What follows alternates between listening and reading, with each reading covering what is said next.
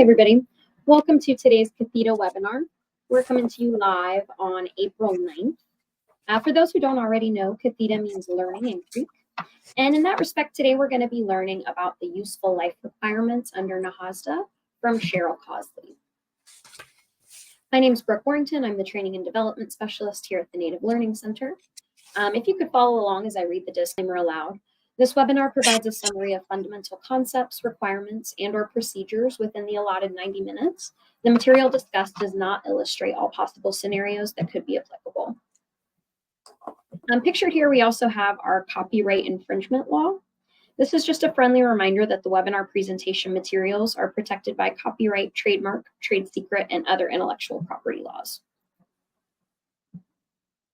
I do want to familiarize you with some of the features of the Adobe Connect environment before we get going with the webinar.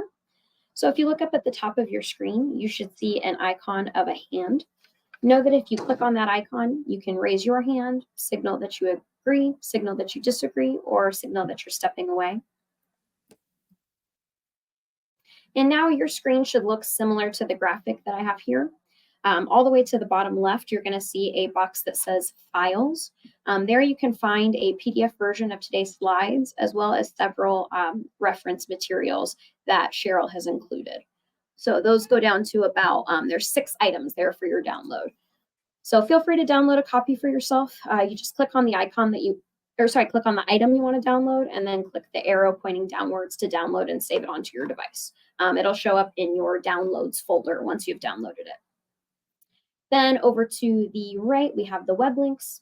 This is where you can find our link to join today's feedback survey. This is where you can join our weekly newsletter, connect with us on LinkedIn, and you could also download the Adobe Connect app.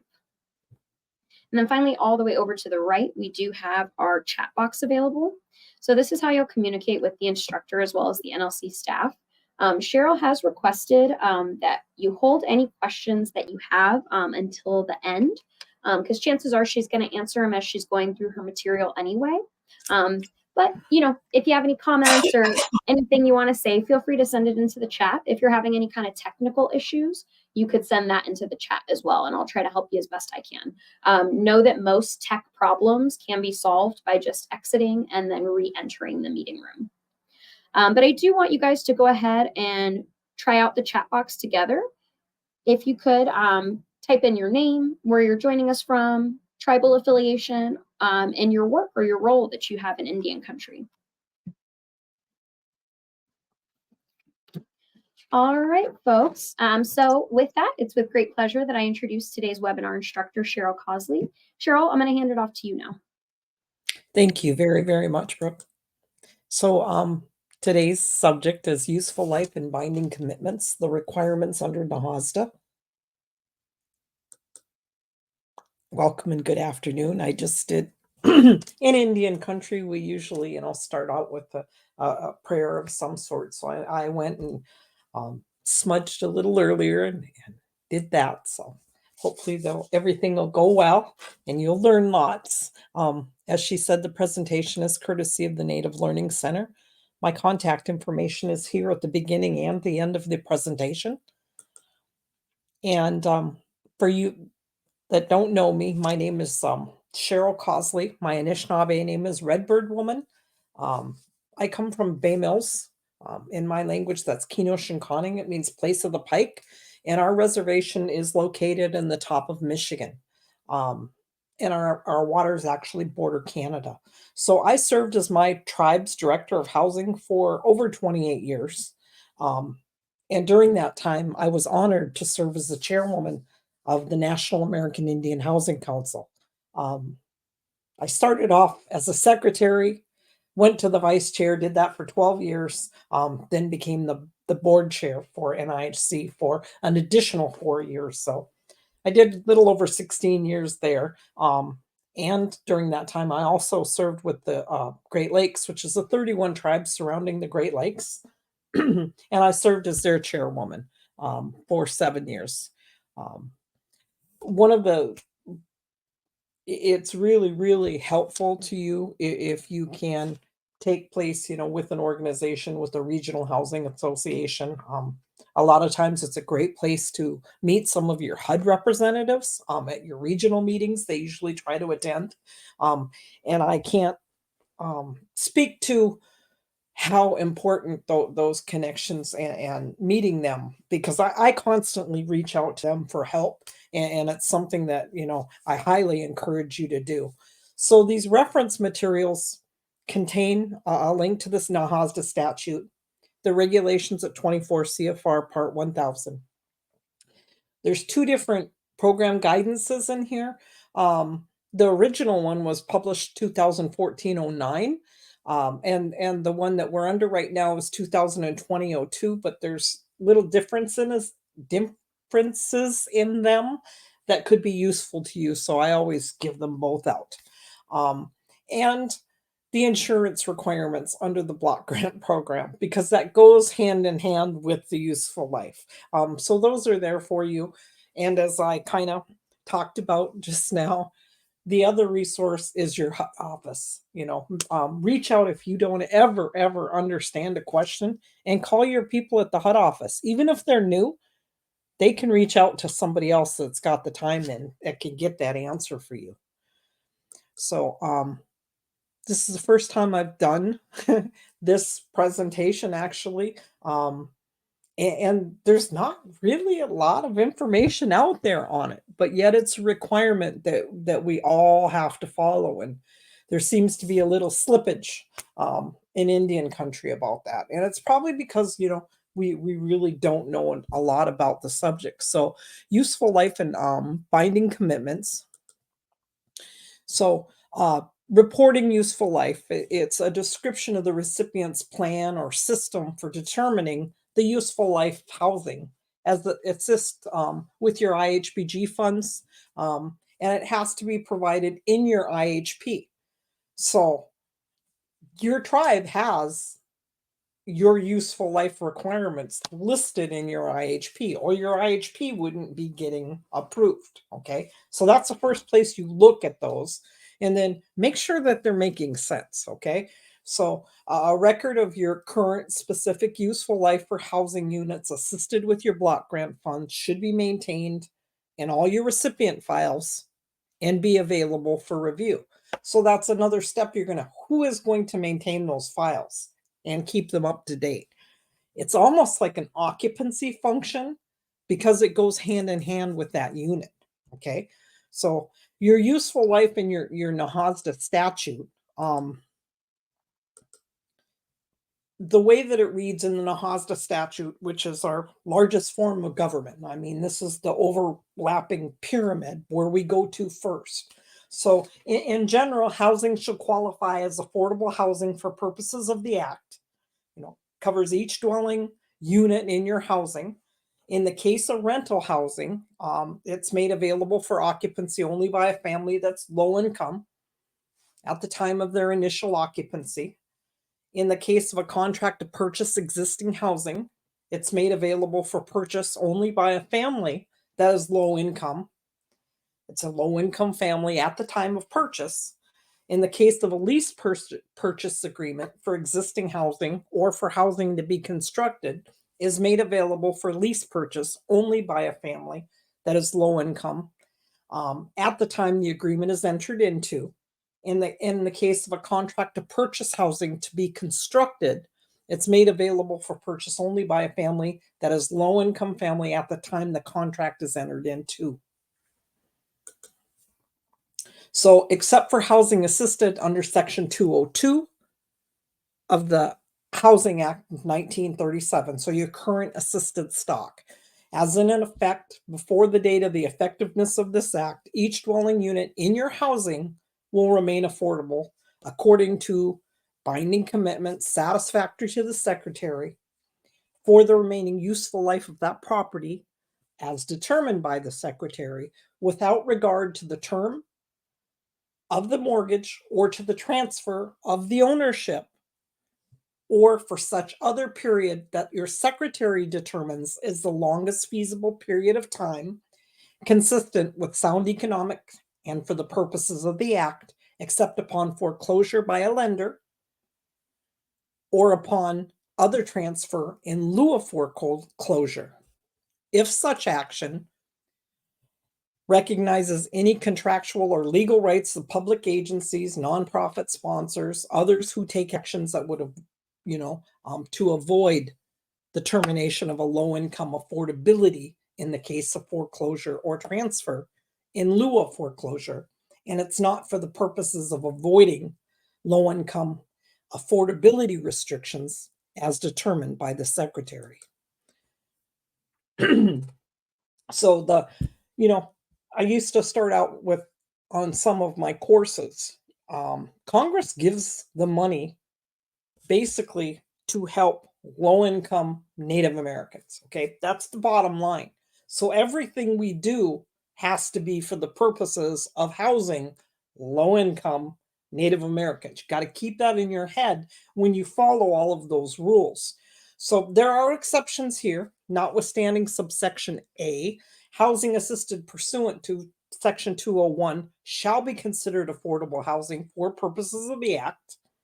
The applicability, the provisions of paragraph 2 of subsection A regarding binding commitments for the remaining useful life of a property shall not apply to a family or a household member who and I'm real good with this word, subsequently takes ownership of a home ownership unit. That's one of those words that I can't say right, no matter how many times I say it. So when you're looking at the NAHASDA statute, those of you that have never taken this class or my classes, the statute is in different colors, okay? Every time it's amended, you can see it basically by year. So this is how it actually looks. It's scratched out and filled in a different way, I guess you would say. So if a recipient uses grant amounts to provide affordable housing under the title and at any time during the useful life of the housing, the recipient does not comply with the requirement under Section 205A, the secretary shall take appropriate action under Section 401A. So this is what it's telling you the consequences will be. And we'll hear about that a little later on. So that is basically all the statute has to say about useful life. Okay. So when you're digging and you're learning to do something, the next thing you do after you read about whatever you're trying to find out about, whatever source of the subject, you go from the statute to the regs, because that's next on line. Okay. So useful life at 24 CFR 1000. What is useful life and how is it related to affordability? So useful life is the time period during which an assisted property has to remain affordable as defined under Section 205A of NAHASDA, which I just went over with you. So how do you determine the useful life during which a low-income rental housing, low-income housing, homebuyer housing has to remain affordable as required in sections 205A2 and 209 of NAHASDA? So to the extent required in your IHP, each recipient shall determine or shall describe your determination of useful life of your assisted housing, okay, within your developments in accordance with the local conditions within your Indian area. By approving your Indian housing plan, HUD is determining that your useful life is in accordance with Section 205A2 in NAHASDA for purposes of Section 209. So how do you, as a recipient, implement your useful life requirements? A recipient implements its useful life requirements by placing a binding commitment satisfactory to HUD on your assisted properties. So what's a binding commitment satisfactory to HUD? A binding commitment satisfactory to HUD is a written use restriction agreement, okay? And there's examples of these in your reference materials, developed by you as a recipient and placed on an assisted property for the period of its useful life. So you should have a useful life policy in your policy portfolio, okay? So our mutual help homes developed under the 1937 Act subject to useful life provisions. Okay, so this is an exception. When you're talking about your current assisted stock, your 1937 Housing Act units, those mutual help are not covered under useful life. Okay, now you need to be careful, because I know I've came across a couple now, different places where when we went from 37 Housing Act to NAHASDA, the Board of Commissioners at these different housing entities were very familiar and happy with the mutual help program, so they mimicked it. Okay, they mimicked it using NAHASDA funds. NAHASDA funds don't have a subsidy attached to them, and even though they call those units mutual help units, under this definition, they're not. Okay, so make sure you clarify what type of mutual help unit it is, that it's a 37 Housing Act unit that comes with that subsidy. Okay, that's the only one that is exempt from that provision. So your binding commitments under 1146, that's where you'd go to look for this portion, are binding commitments for the remaining useful life of a property applicable to a family member or a household member who subsequently takes ownership of a home ownership unit. And the answer there is no. The transfer, your subsequent home, I guess, buyer, occupant, not if they're family.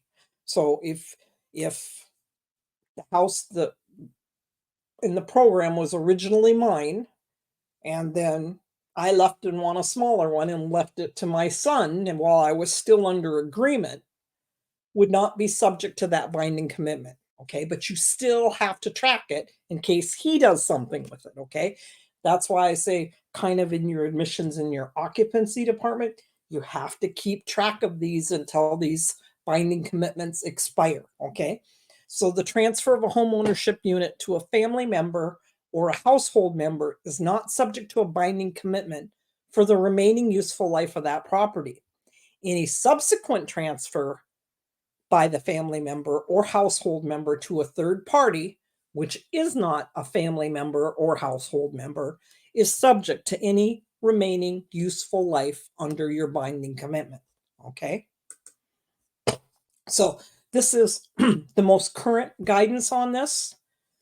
Very, very helpful. It's in your reference materials. This is the one you're going to print off and start with. Okay, so the purpose, the intent of the guidance is to give you, as a block grant recipient, information about maintaining your block grant assisted housing and non-housing projects. Okay, doesn't only apply to your housing units. For the useful life of the property, it's going to clarify what is to be considered satisfactory to the secretary, what constitutes an acceptable binding commitment. Your program guidance, this second one, okay, 2020, actually was updated, and it includes an FHA loan rider for those of you that use the FHA portfolio or product. Okay, they've got very particular rules, and they did this so you would be compliant. Okay, the program guidance has been updated to include that FHA loan rider to NAHASDA and replaces 2014-09. So your background, the statute requires housing units to remain affordable for either the remaining useful life of the property as determined by the secretary, okay, or for such other period that the secretary determines as the longest feasible period of time consistent with sound economics for the purposes of NAHASDA. Useful life is the time period during which an assisted property must remain affordable. So NAHASDA gives the secretary the authority to determine the housing unit's useful life or other period of time which that unit has to remain affordable. The regulations at 1142 state, to the extent required in your Indian housing plan, each block grant recipient shall describe its determination of your useful life of your assisted housing units in your developments in accordance with your local conditions of the Indian area of the recipient. By finding your IHP to be in compliance with the statute, your department would be determining the useful life to be in accordance with NAHASDA. So that statute and the regulations that we went over also requires that affordability period be secured through a binding commitment satisfactory to the secretary. The purpose and the intent of the requiring binding commitment is to guarantee that housing is going to remain affordable for the useful life or affordability period. That binding commitment, that requirement under NAHASDA not only applies to the parties, but it also applies to the property. Okay. The intent of requiring binding commitments is to guarantee that housing will remain affordable for its useful life, regardless of who may have entered into a contractual agreement or who may be in possession. So your binding commitment required cannot be satisfied solely with the contract between you as parties. Pursuant to 24 CFR 1144, so you go to the regs to read that part. In order for it to be satisfactory to HUD, a written use restriction that is placed on the assisted property and must run with the land. Hence, a binding commitment must be recorded. So your affordability period, because the first primary objective of NAHASDA, as stated in Section 201, is to develop, maintain, and operate affordable housing for occupancy by low-income Indian families. Every time that IHBG funds are spent on a property, an investment is made in low-income families in your community. The return on that investment is the period of continued future use, during which that property will be available for use by low-income families. Okay? The period of future use is your affordability period or useful life for that property. So housing units that are constructed, developed, rehabilitated using IHBG funds must establish a useful life to ensure that property will remain available to low-income families. So me as a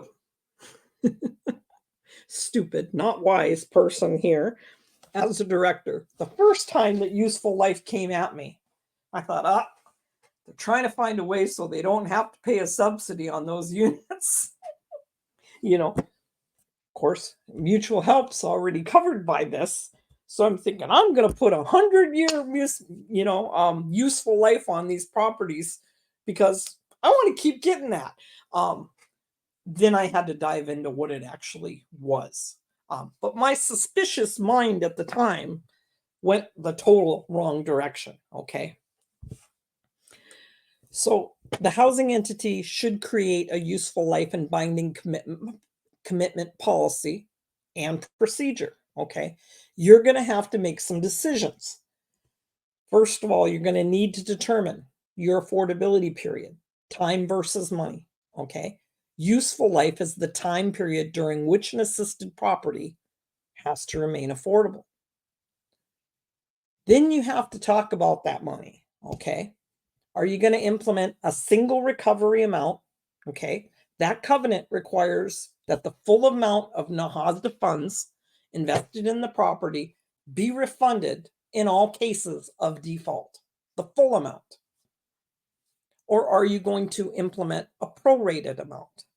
So this covenant requires that the amount of NAHASDA funds invested in your property be prorated over the life of the restriction. In the event of a default, only your current prorated amount must be refunded. The record of use restrictions, they have to be kept for all use restrictions, okay? Your acceptable binding commitments, the provisions must be imposed by recorded deed restrictions, covenants running with the land, or other mechanisms approved by HUD. Again, this is when, if you're having trouble with it, call up your HUD officials. They're there to help you, okay? Hopefully they've got somebody well versed in every office on this. Okay. I will give you an example of this. So we offered down payment assistance. I had a tenant who got down payment assistance. She was a member of the tribe. Her husband was not. They purchased a unit using the down payment off of the reservation. They got divorced.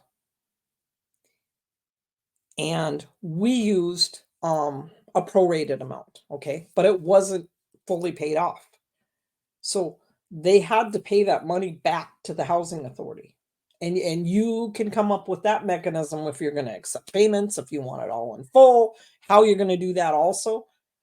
But when that happens in a non-tribal member or a non-native who was not low income, the subsequent people that that household was sold to, they didn't meet any of, our NAHASDA requirements. It was not for low income people, and it was not being used for Native Americans. Therefore, we had to get that money back. We used prorated, okay? If you use prorated, it's 10-year period. They're in it 5 years. They would owe $5,000 back, okay? If you use that single recovery method, they could be in their 9th year and you would get all the money back. So that's one of the decisions also that your governing body is going to have to make. So that determination of that affordability period.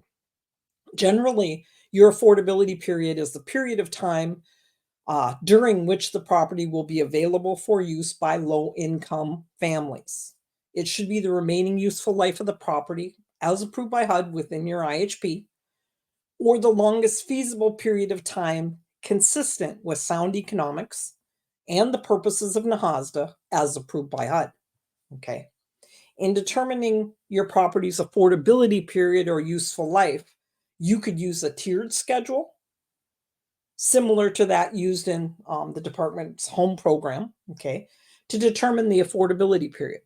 That would specify a number of years during which the housing must remain affordable, dependent upon the amount of the block grant funds being invested in the property per occurrence. For example, so I'm work all over.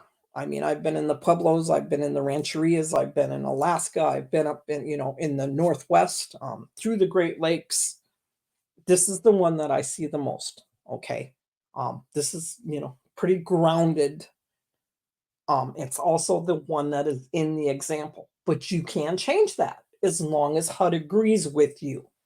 You could definitely go longer. I don't think you're going to get any objections there. If you try to go shorter, you're going to have a chat and explain to them as, why probably. But this is the one that you do most commonly see. And you're going to have to decide, is it going to be a single or is it going to be a prorated recovery amount? So your governing body has to decide for each program the method to be used for those recovery amounts. So the recovery of amounts contributed by you as the grantee, your housing entity has contributed through loans or grants, your block grant funds, and is entitled to recover some or all of the amount of that contribution. The necessary decision of your governing body is going to be, are you going to use a single recovery amount? Your entity will recover the full amount that you made in that form of that contribution or investment. Or are you going to use that prorated amount? Your entity is going to recover a prorated amount dependent upon the length of time remaining in your selected affordability period. So for relatively minor investments, the designated affordability period can be a nominal period of time, but NAHASDA requires that some period of time be designated and that it be secured with a binding commitment. Additionally, if your reasonable affordability period is less than 1 year, a binding commitment is required. However, it's not necessary to record the written use restriction for purposes of complying with NAHASDA. It is a good business practice. However, to record your written use restriction for the purposes of giving notice to subsequent purchasers, okay, the dollar ranges, the corresponding number of years can differ from those shown in that previous chart, depending on your local conditions, okay? The recipient can choose to assign a longer affordability period in order to ensure that you have the availability of a larger continuing affordable housing supply for low-income families. If you choose to use some other method of assigning the affordability period, your IHP should describe how the method provides for an affordability period with appropriate consideration given to any unique local conditions. In setting a useful life, a specific number of years should be given for that affordability period, not a range of years. You can't say 30 to 40 years, okay? Or a general statement. The number of years should also be without any kind of ambiguous qualification about approximate, if properly maintained, planned, expected, estimated. You got to stay away from all that. Similarly, your designated affordability period should in no way be contingent upon the continuation of you receiving your block grant funding. So to report that useful life, a description of the recipient's plan or system for determining the useful life of the housing assist with block grant funds have to be provided in your IHP, okay? So if you've got somebody preparing your IHP that is not experienced in housing, and that happens, I've seen it happen when directors, you lose them, for whatever reason, and all of a sudden you got to get that IHP in. You've got to get that IHP in to make sure that that funding is coming to your housing entity. Make sure, a lot of times it's just like a cut and paste that they end up doing, but make sure that they don't tweak that too much without getting the consent of your governing body and them understanding what that actually is there. I've been, walked in and said, "Tell me about your useful life." And they look at me and I said, "Okay, let me see your IHP." And then there it is. And it's like, well, somebody put this in here, So that's one of the areas of slippage we have to get better to correct. So reporting that description of your plan or your system for determining that useful life of housing and assist with your block grant funds has to be in that IHP. A record of your current specific useful life for housing units assisted with those block grant funds should be maintained in your files and be available for review. And believe me, if it's a HUD monitoring, they're going to review it. Some auditors do. HUD will, guaranteed, okay? So make sure you have it. Types of properties and assistance covered. The useful life provisions apply to all your housing units and non-housing units. That means when you're spending it on buildings of different sorts, maintenance barns, all of it, except for those mutual help built with that 1937 Act home or funds, okay? So your initial home buyer, any subsequent owners that purchased that property during the period of that useful life need only qualify as low income at the time of their purchase, okay? So that's when you get into that repayment sometime. If you've got somebody coming into the unit and it's perhaps off the reservation and they're not low income, okay?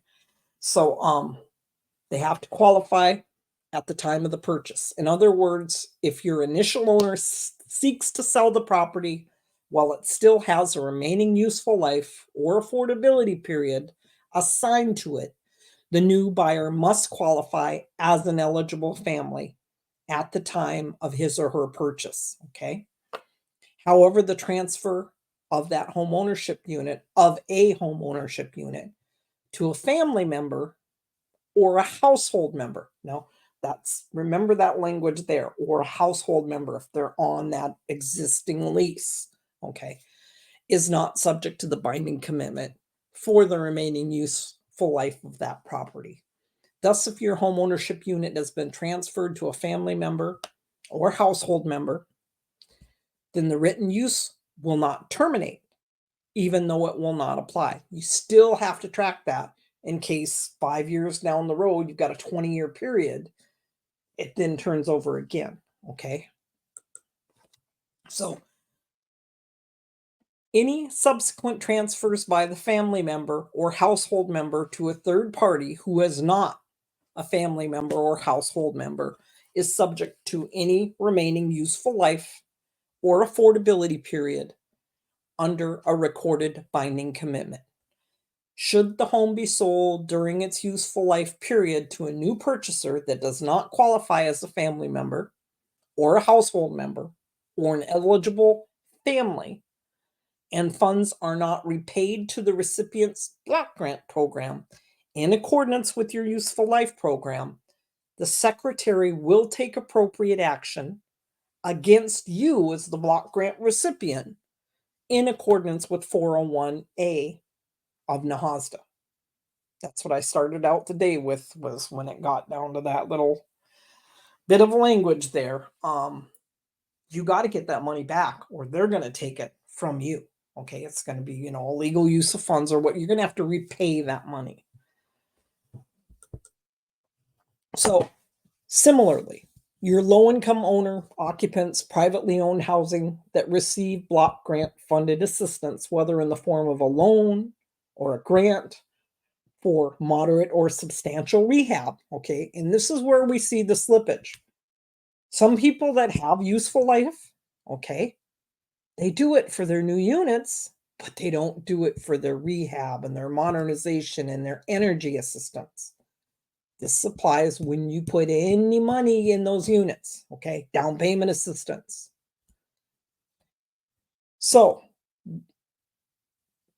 low-income owner occupants of privately owned housing that receive block grant funding assistance, whether in the form of a loan, a grant for moderate substantial rehab, need only, again, be low income at the time the assistance is provided.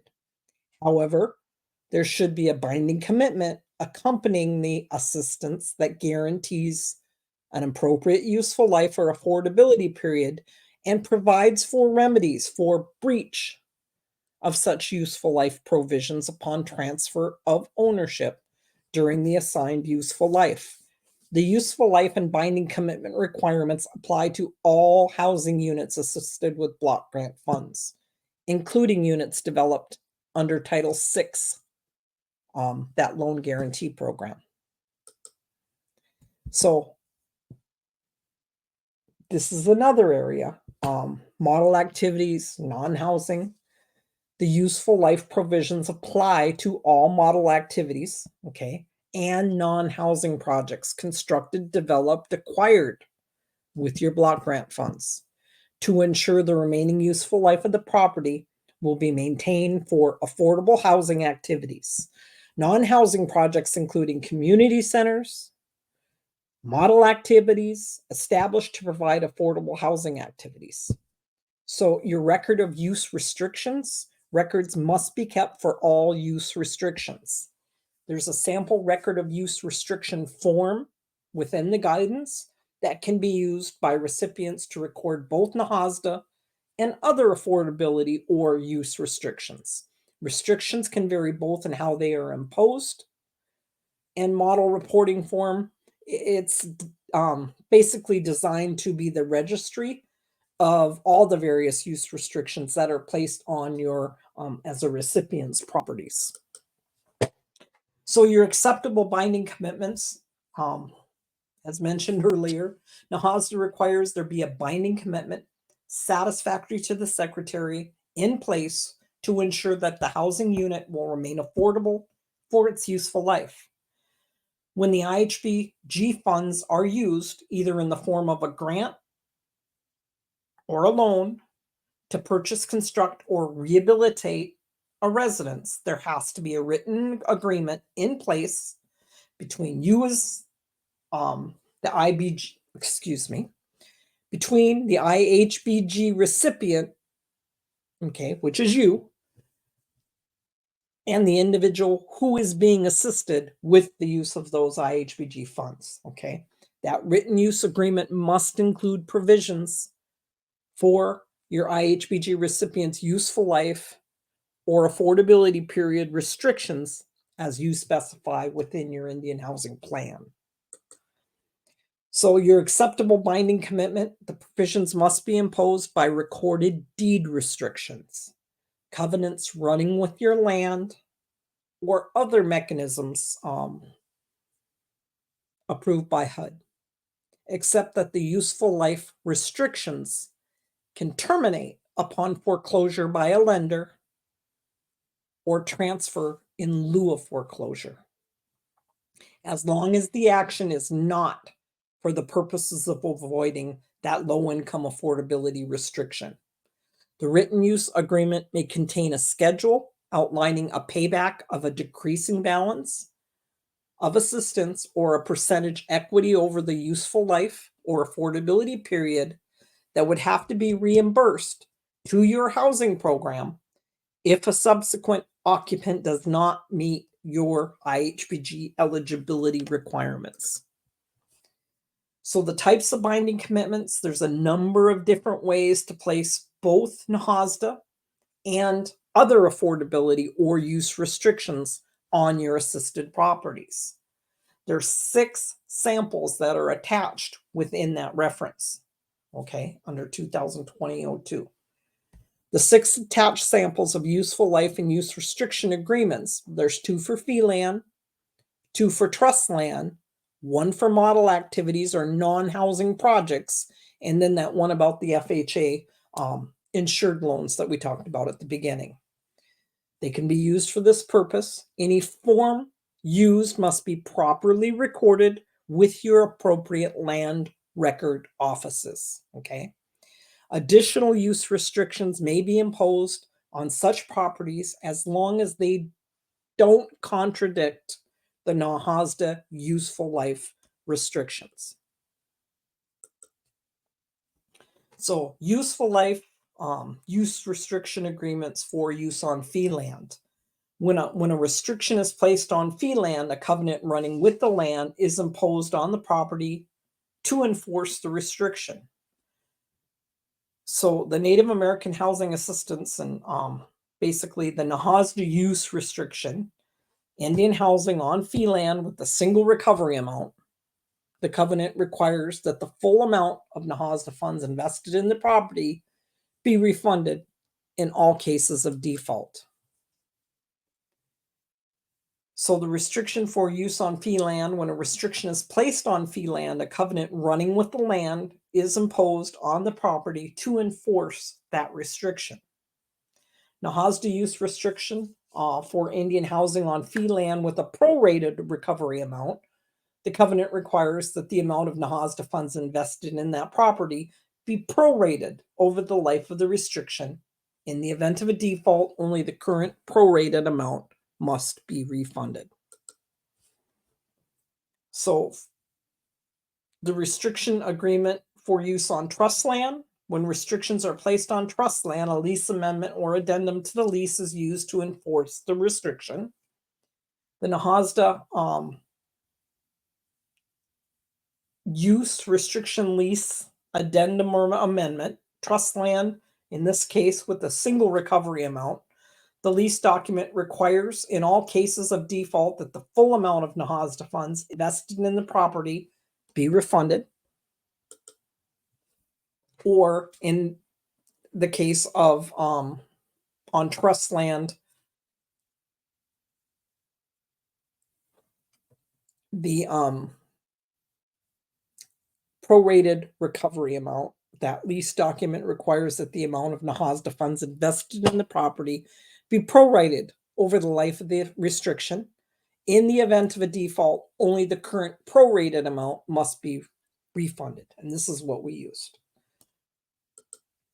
So an FHA loan rider to the NAHASDA useful life use restriction, some grantees use block grant funds to provide down payment assistance to low-income Native American borrowers who receive a loan insured by FHA.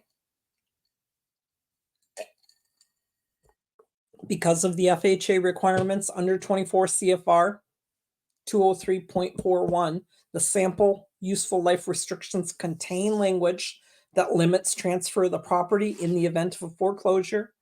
The FHA loan rider addresses the FHA requirements and should be used when the NAHASDA funds are invested in that in a property. So this is the common one that you see for tracking useful life. This is actually found within some of the self-monitoring documents that HUD has to help with your self-monitoring. Your unit number and property, the unit address and location, what type of land, the land status, the unit type, who the current owner is, what was the date of assistance, what was the type of assistance, what was the amount to the assistance, funding sources requiring restrictions, use restriction documents, the length of the restriction, the start date, and the end date. Unit number, physical address and or physical location of unit, fee or trust, is a detached, single family, multifamily, what type of building. So the program guidance has 6 links with attachments. So you get into them, you click those links, and it's going to give you examples for all of them. There's also the model activities and non-housing that's not shown here. So trust land. If your property assisted with funding under a housing program is trust land, the lien should be recorded at your Bureau of Indian Affairs Land Titles and Records Office with jurisdiction over the tribe. Unless you're a HARTHAP tribe, and then you need to call your HUD office and find out. So this is the Native American Housing Assistance Useful Life Use Restriction, the addendum, lease addendum amendment for trust landed. This sample is with the prorated recovery amount. Okay. Talks about the right to enforce. You know, you have the rights and remedies necessary to enforce the restrictions contained in the lease restriction. It includes, but is not limited to, enforcing compliance with the low income and members of federally recognized tribes use restrictions, invalidating any conveyance which violates the terms of this land restriction, levying upon the property to recover in the full amount of money that is expended, advanced or loaned on the property or to the owner by the tribe under its low-income Native American housing program. So all of that language is contained in here for you. Okay. Useful life, miscellaneous, termination, other use restrictions, severability, notice of foreclosure, terminations of land restriction, and then your execution page, concurred by the tribe if different from owned. And then I believe Secretary of Interior. Lots of times it's not the secretary, it's your superintendent of your local BIA office that'll sign off on that. So the attachment A, legal description, portion of the property conveyed or are covered by that, not conveyed, excuse me, that is covered by that land restriction, which includes any dwelling or improvements thereon.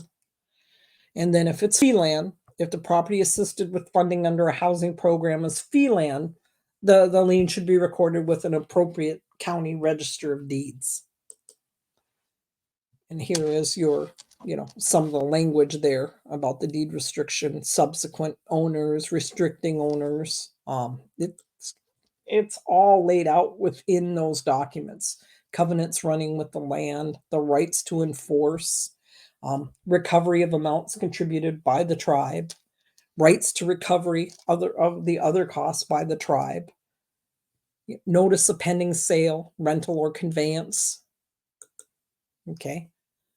So, severability, homestead waivers, it's all within these documents. Okay. And you get that. So there's additional, this is sample policy language that does not come out of here. A lien requirement sample. Okay. The housing entity retains the right to place a lien on any property assisted with NAHASDA funding, subject to a useful life requirement, to secure the housing entity's interest in a conditional grant.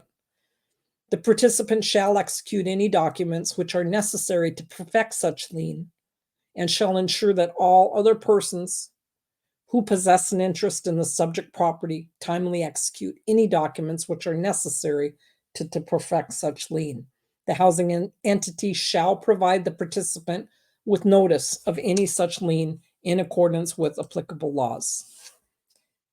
If the property assisted with funding under a program is trust land, the lien shall be recorded at the Bureau of Indian Affairs, Land Titles and Records Office with jurisdiction over the tribe. If such property is fee land, the jurisdiction, the lien shall, not jurisdiction, the lien shall be recorded with the appropriate county register of deeds. The tribe, in its discretion, also may record a lien involving trust land with the appropriate county register of deeds. The lien shall remain on the property until the conditional grant is satisfied in full by either forgiveness or repayment. Upon satisfaction of a conditional grant, the housing department shall release the lien. Upon the death of the participant, in this case, this particular housing entity, the decedent's estate shall not be required to repay the conditional grant, and the lien shall be released provided that the decedent was compliant with the terms of the applicable housing program at the time of death. Depends on what type of language that you put in place. Okay. So clear title sample. Okay. It's another thing, depending on what type of properties you're dealing with, housing funds should not be spent on acquisition, construction, rehab of any home or parcel of land that does not have clear title. These are samples, by the way. Okay. Prior to any such expenditure, a title search shall be conducted to confirm the title is clear regarding the land being assisted with housing funds.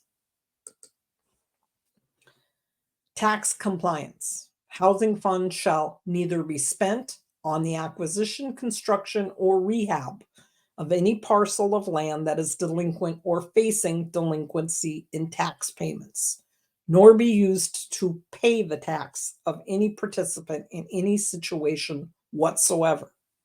Okay? It's illegal for us to pay taxes with NAHASDA funds.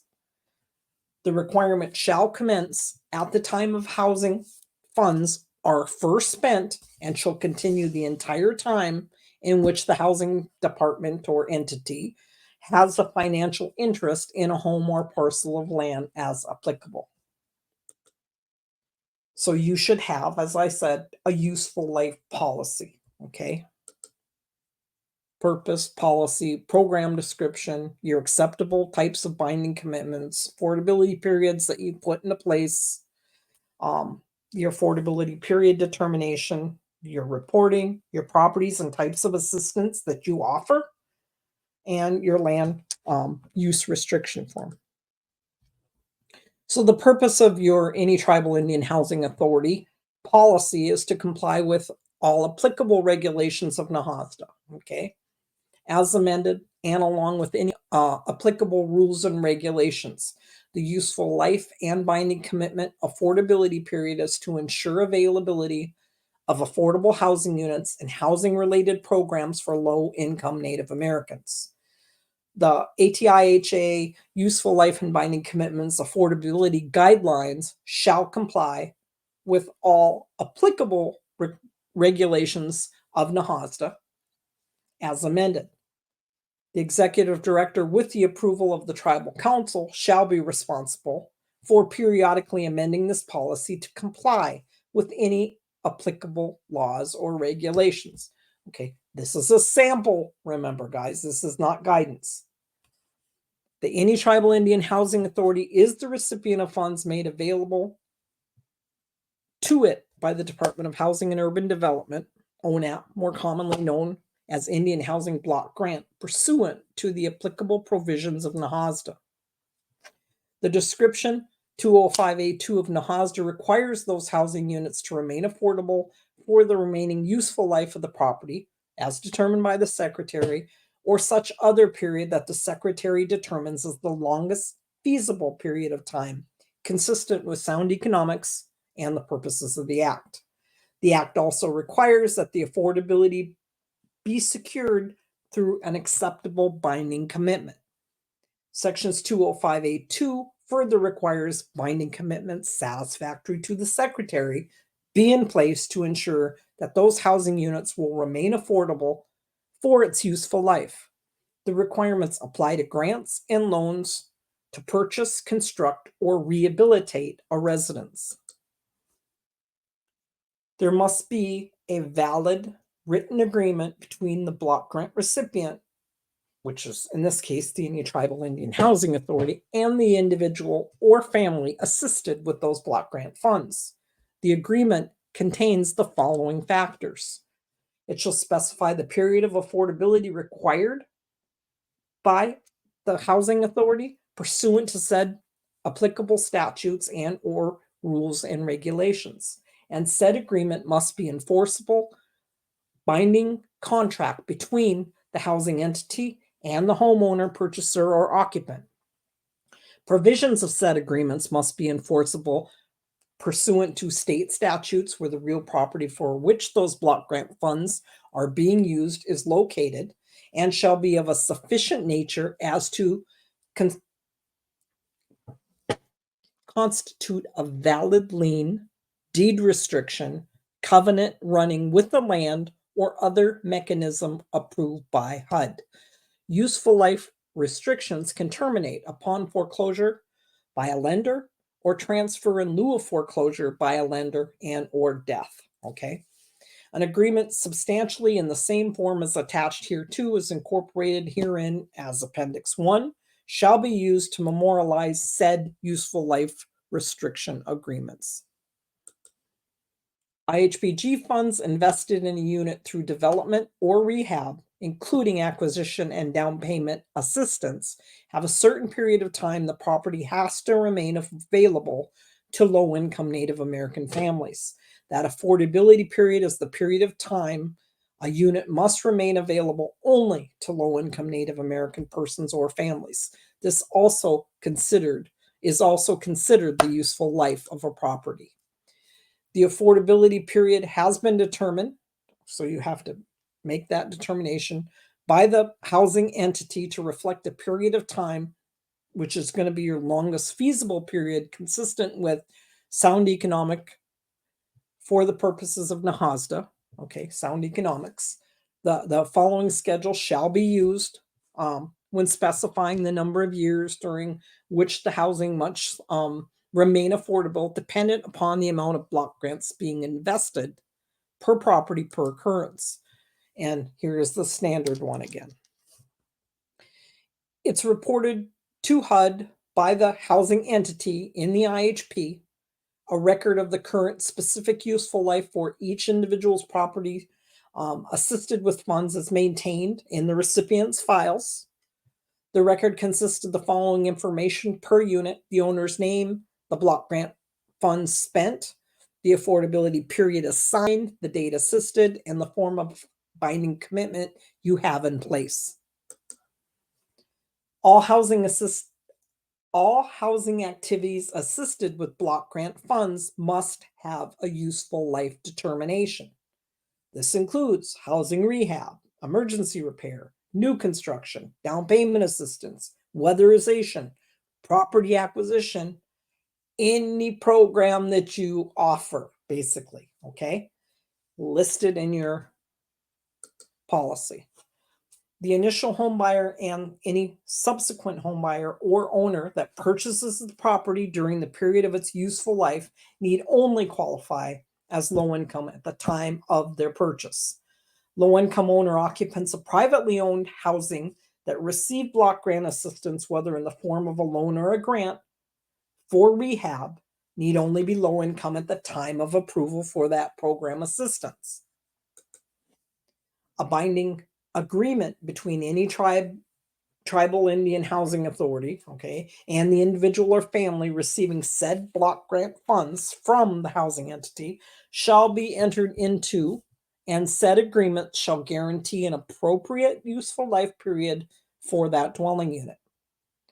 Affected and provide for lawful remedies for any breach of the provisions of said agreement upon transfer of ownership during the assigned useful life period. The useful life period does not apply to the Section 184 Home Loan Guarantee Program unless block grant funds are involved in the purchase of the property. The residence that is the subject matter of the assistance provided by the housing entity with block grant funds shall be the primary residence of the applicant. So then you put in your sample useful life use restrictions within your policy. Okay. So your use restrictions, the property shall be used only for residential purposes, residential occupancy by the individuals or families who are either members of or headed by members of a federally recognized tribe or eligible state recognized tribes who are low income, a surviving non-tribal spouse, child or children of persons who shared in the occupancy of that property at the time of death of such person. The property shall be the primary residence of the applicant. The terms federally recognized tribe, state recognized tribe, and low income are defined within NAHASDA, within the Act. Restricting owner and subsequent owners. All of the rights, restrictions, and agreements in the land restriction shall be deemed to be covenant running with the land and a deed restriction placed on the property and owner, binding and enforceable against the owner and the other subsequent owners of the property. The transfer of home ownership unit to a family member or household member is not subject to a binding commitment for that remaining useful life of the property. Any subsequent transfer by the family member or household member to a third party who is not a member, a family member or household member, is subject to the remaining useful life under a binding commitment. And you can read about that at 1146. So that covenant running with the land, the owner declares, and the covenants on behalf of his or her, their self, that the land restriction and all accompanying enforcement rights run with the land. This land restriction, including all of its rights, restrictions, covenants, and agreements, shall expire, and you would enter the length and the term of the date for that land restriction agreement, herein called the term. So the right to enforce, the grantee has all rights and remedies necessary to enforce the use restrictions contained within the land restriction. It includes, but not limited to, enforcing compliance with the low income and members of a federally recognized tribe use restrictions, and validating any conveyance which violates the terms of the land restriction, and levying upon the property to recover in full the money expended, advanced, or loaned, either on the property or to the owner by the TDHE or grantee under its low-income Native American housing programs. So the recovery amounts contributed by the grantee has contributed through loan or grants the sum, and you would enter the dollar amount, to the owner of the property, and all shall be entered or entitled to recover some or all of the amounts as followed. If the property consists of a single family unit, the grantee shall be entitled to recover the following declining amounts for any violation of the land restriction agreement for the duration of the land restriction. Okay, so that's under prorated. The amount will be prorated for the remaining affordability period until the expiration of the land term. If the property is not a single family unit, the grantee shall recover the full amount contributed for the violation of the land restriction agreement during the land restriction. So the only other thing there is make sure the one thing HUD looks at is that you do things fair and equitably for all of your tribal members, okay? So you can't flip-flop and say it's going to be a single recovery amount or between a program. Now you can say this program here and everybody that's in it, it's going to be a single recovery amount. And then you can go and use a different one for a different program, okay? But you can't do it within the members. So you're going to, your prorated amount. So the amount will be prorated for the remaining affordability period until the expiration of the term. If the property is not a single unit, you're going to recover the full amount. Okay. So you need to write a policy as how you're going to apply that to all of your programs. You should cover enforcement, rights to recover other costs by the grantee. The owner, his, her, their, hers, devisees, legatees, and assigns, as well as all subsequent owners of the property, shall also be liable to the grantee for any and all reasonable attorney fees, cost, and court expenses that grantee incurs in any enforcement action it takes under your land restriction agreements. Okay. Notice of pending sale, rental, or conveyance. The owner, any subsequent owner of the property, is obligated to notify the grantee in writing, delivery of which shall be evidenced with a written receipt. And then you're going to, put your housing entity's address if they intend to change occupancy, lease, sell, or convey that property. You need to know what's happening with that because you're tracking it this whole time. Okay. So put that in your policy also. Confirmation of compliance with your land restrictions. After receipt of the notice, the owner or grantor must provide any and all information it has and that the tribe and grantee requests and deems necessary to ascertain the property shall remain in compliance with those, land restriction agreements. Notice of pending sale, rental, or conveyance. Assistance in conveying to low-income Native Americans. The grantee can offer assistance to the owner and subsequent owners in finding the individual eligible under this land restriction agreement to occupy, rent, lease, purchase, or obtain title to the property.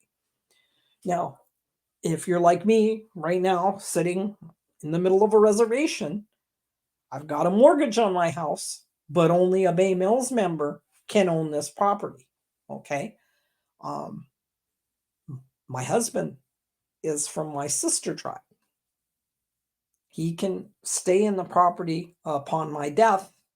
That's something that I worked out with the court system and in my will, but the house has to, and any improvements thereon, is how it reads, stay with a Bay Mills member. So one of our children has to inherit it, or it's got to be sold to a Bay Mills tribal member. So you always have to make sure that, you're paying attention to that. That also, comes into play with your mutual help units if you're on a reservation. So notice of pending sale, rental, or conveyance. Delivery of notice has no effect on land restrictions. The notice is for information purposes only. Any grantee inactions or actions taken pursuant to such a notice do not constitute grantee approval of any particular use and is not a waiver by the grantee of any right it has to enforce compliance with the land restrictions. And your useful life. Term of the land restriction shall meet HUD requirements. Okay, NAHASDA requires the Secretary of HUD to determine that property is minimally restricted for a period of time acceptable to the Secretary. Section 104 of this land restriction agreement, a term has been set for this land restriction, and that term is not less than what is acceptable to the Secretary of HUD based on the nature and the amount of block grant funds allocated to the property. The grantee has determined that land restriction has been calculated for a term that meets HUD standards. Miscellaneous. Any amendment to this land restriction by an owner or the property shall require approval and consent of the grantee, be recorded in the same manner as this land restriction agreement. However, other use restrictions may be placed on the property so long as they do not conflict or contravene this land restriction agreement. And severability, any provision of this land restriction is held. If any provision of this land restriction is held by a court competent jurisdiction to be invalid or unenforceable, the remaining provisions shall survive, and their validity, there I go again, validity, legality, and enforceability shall not in any way be affected or impaired. So a homestead waiver, thus land restriction is prior and superior to any homestead exemption under applicable law. Owners of property waive their homestead rights to the extent that they are in conflict with the rights and remedies set out within this land restriction.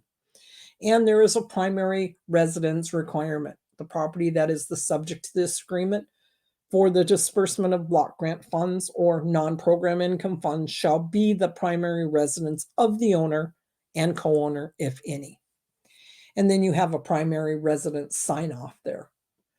Property is subject to this agreement for the disbursement of block grant or non-program income funds shall be the primary residence of the owner and co-owner, if any. And it's signed off here, a notary public. Now, that's one thing that I did when I was in my housing authority. We paid for numerous amounts of our staff to become notary publics because there's so many documents that your tribal members will need and that you will need because we ran the land office, the utility authority, all of that fun stuff. But so we had notaries within. So the other part of this is the insurance requirements, okay? Because you have the same restrictions, and this is the other, I guess, hand that has the slippage sometimes, okay? So the recipient shall provide adequate insurance, okay? You know that you have to insure your dwellings, okay? That's a given, but there's a little bit more there. So the insurance requirements apply to housing units assisted with our grants. You as a recipient provide adequate insurance either by purchasing insurance or by indemnification against casualty loss by providing insurance in adequate amounts to indemnify the recipient against loss from fire, weather, and liability claims for all housing units owned or operated by you as the recipient. The recipient shall not require insurance on units assisted by grants to families for privately owned housing if you have no risk or loss or exposure to the recipient or if the assistance is less than $5,000, okay? But will require insurance when repayment of any or part of this assistance is part of the assistance agreement. Okay, this is where the useful life other hand comes in and said, hey, look at me, you know, because it's going to kick this in. So the recipient shall require contractors, subs to either provide insurance covering their activities or negotiate adequate indemnification coverage to be provided to the recipient in the contract. These requirements are in addition to our applicable flood insurance requirements, and you could read about it 1038.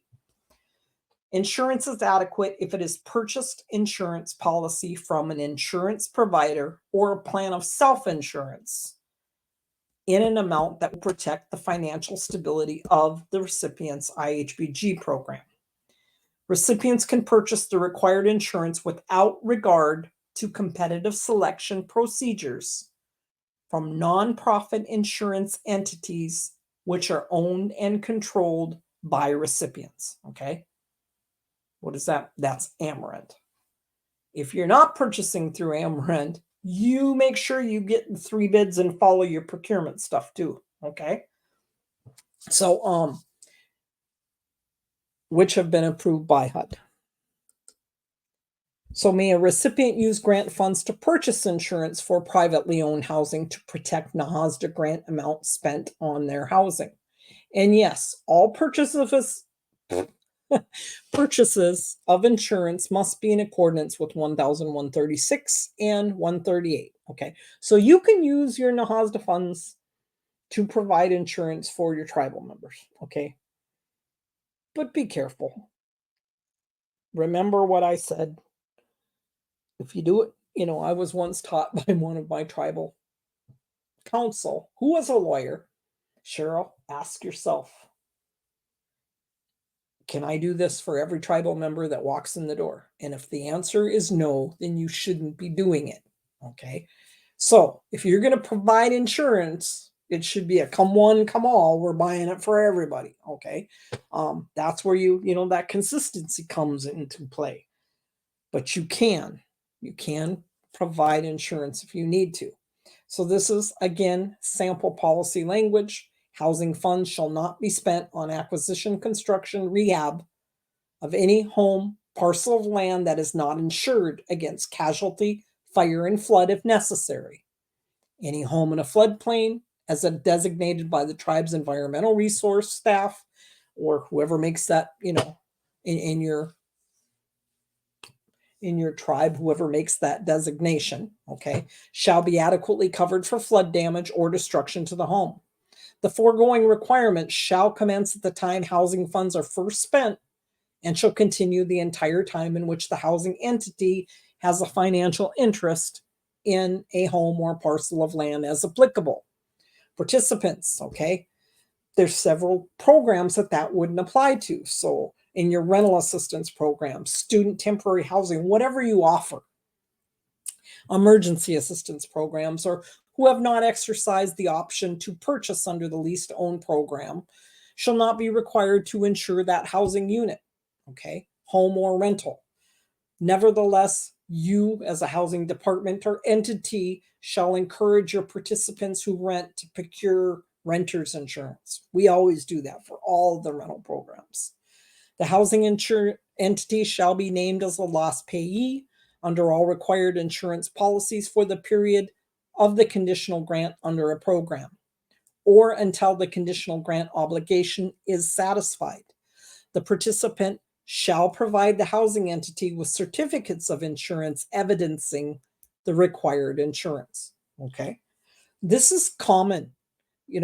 I have to provide my own liability insurance when I teach. I'm teaching for the Native Learning Center right now. They have to be listed on my insurance certificate. Things like this are common. The insurance carriers are used to it. Okay. So insurance program guidance, it goes back to 2014-03. It is in your reference materials. The intent of the guidance is to provide you as a recipient with directions on when it's required, what's adequate, what applies to your contractors, and what amount. It's required for housing units owned, operated, assisted with block grant funds. Adequate insurance is insurance on the amount that will protect the financial stability of your IHBG program. This means recipients' housing units and privately owned housing units that are assisted with your block grant funds must be adequately insured for one of the two time periods listed, okay? The useful life or the affordability period of a recipient of privately owned units. That's why this is part of this presentation, okay? Or the term of repayment or forgiveness agreement for all or part of your block grant assistance for privately owned housing units. Housing units assisted with block grant funds have to remain affordable for their useful life as determined by the recipient. Recipients must have a means of ensuring that investment during this period. Therefore, as long as the useful life affordability period has not expired, the block grant assisted housing units owned or operated by the recipients have to be covered by adequate insurance. Insurance for housing can either be purchased insurance policy for a provider or a plan of self-insurance. You cannot require insurance on privately owned housing assisted with block grant funds if you have no risk or loss or exposure to you as a recipient, or if that assistance is in an amount less than $5,000, okay? Unless repayment of all or a portion of that assistance is part of the assistance agreement, which we now know it is, okay? If private homeowners are unable to provide proof of insurance during the useful life or the affordability period of the assisted properties, the recipient must take steps to ensure that that unit is in order to protect that investment. The protection can be provided in a number of ways, including purchase insurance for housing units that are owned, operated, or assisted with your block grant funds an amount to that is adequate to provide replacement costs to protect your investment. Have your IHBG assisted private homeowners provide proof of that replacement insurance for that useful life affordability period of the assistance received. So you got to make sure that this is written into your policy that you're going to require this hand in hand. Okay. Purchase insurance for privately owned housing units in the amount of the outstanding balance of the block grant assistance provided. Okay. But remember, don't do it for just a couple of them, because you'll should end up doing it for all of them.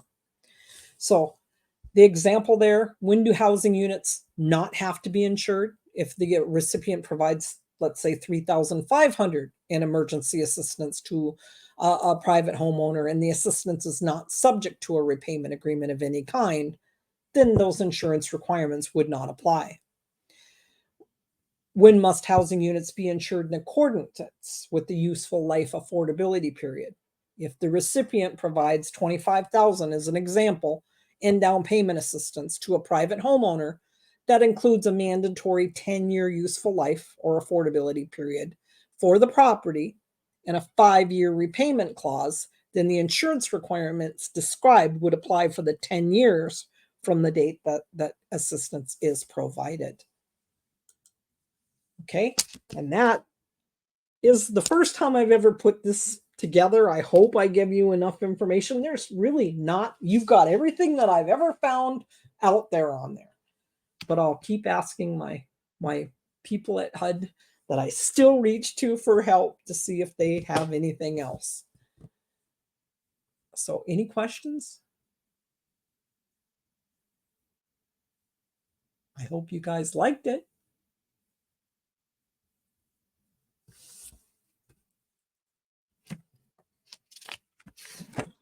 It looks like we got some folks typing, Cheryl. Okay.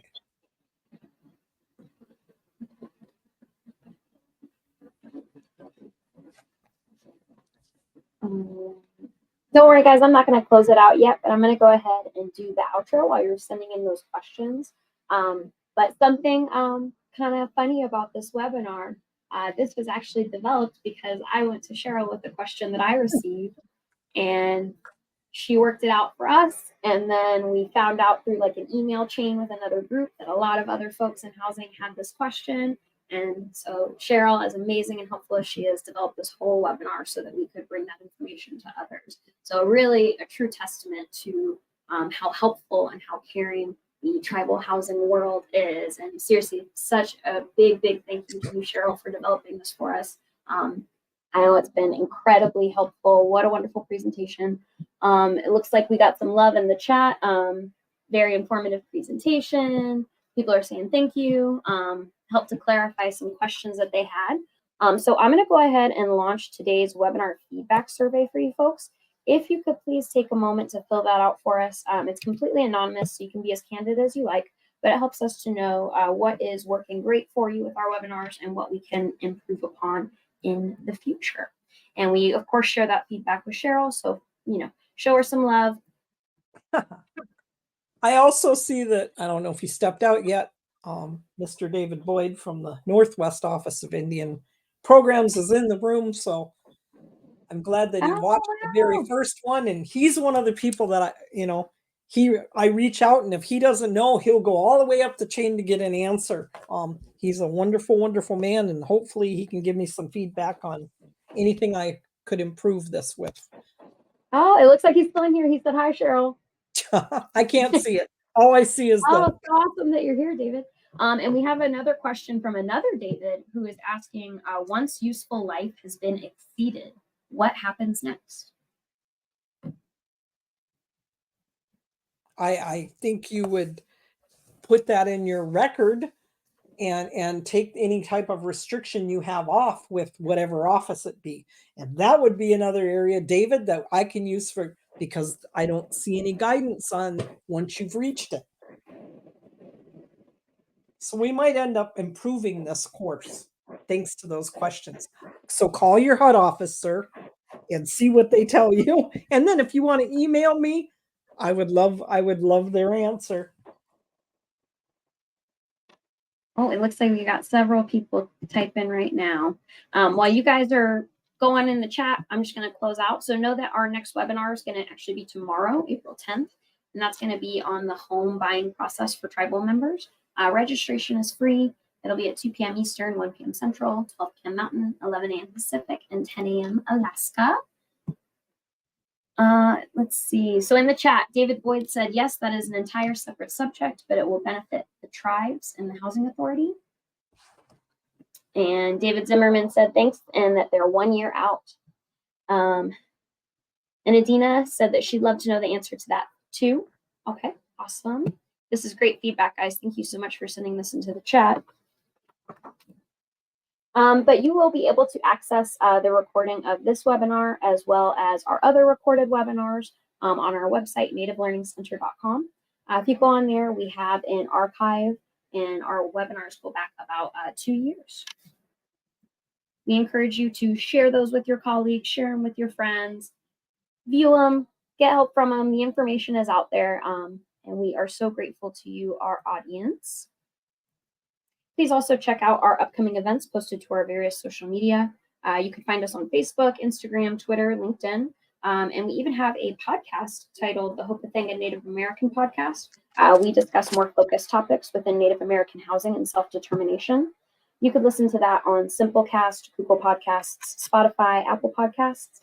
And if you're somebody who more likes to watch the videos while people record, then we do post the videos with our guests to our YouTube channel. All right, guys, it looks like no one else is chatting. No other questions coming through.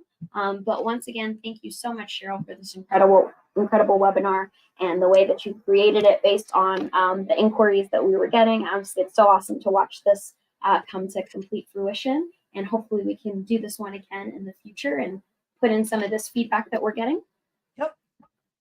All right, guys, but that's going to be it for today. I'm going to go ahead and close out the webinar. Thank you to everybody who joined us this afternoon, and we hope to connect again with you really soon. Take care and stay safe. Same to you, Cheryl. Talk to you soon. Bye-bye. Bye.